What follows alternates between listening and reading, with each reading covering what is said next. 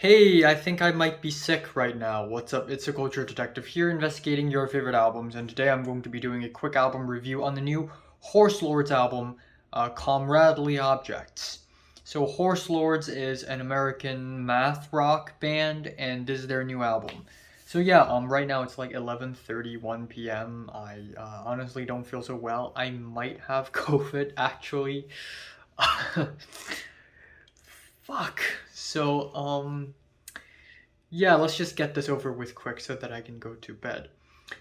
Um, a couple years ago, Horse Lords released The Common Task, and it's actually a pretty good album. It's a really mathematical, calculated, rhythmic rock experience.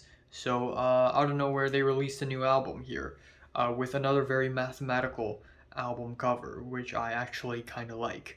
So, starting off the album, we have Zero Degree Machine, and it starts off kind of messy and disheveled, sort of like the same opener on The Common Task.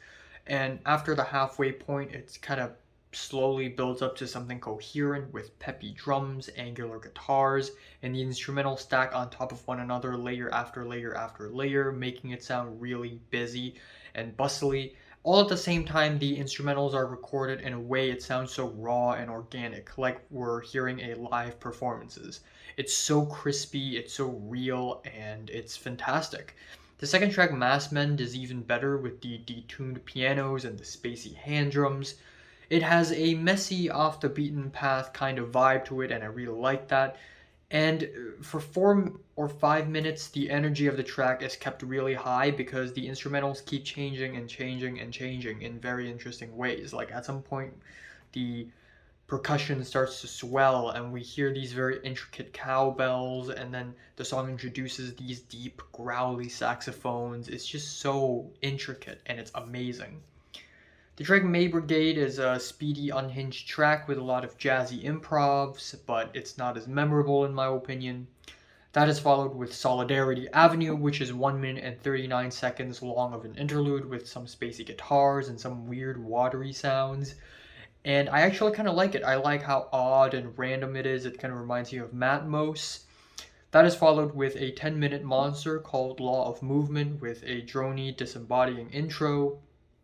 About 3 minutes into the track, the groove starts to kick in, and it's all very off-kiltered and strange and drony, and I'm liking the drony direction that the band is going in. Then we have the track Rundling, which is a tight, straightforward track where the saxophones and the guitars duet with one another, and it just sort of slaps front to back. It's sort of like a banger. The album ends off on Plain Hunt on 4, and unfortunately, it's an underwhelming ending in my opinion.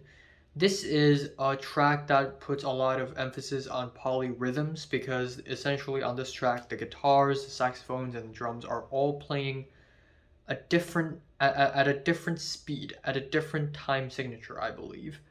And they're playing one note at a time. The whole track sounds completely deconstructed and for 8 minutes straight.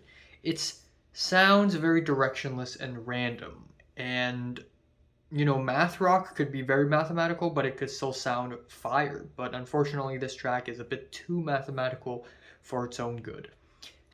I completely forgot to announce my rating for this album because I'm just too tired. I'm giving Horse Lords Comradely Objects a strong 7 to a light 8 out of 10. So yeah, these are my thoughts on the new Horse Lords album. This review is short, sweet, and simple. Yay.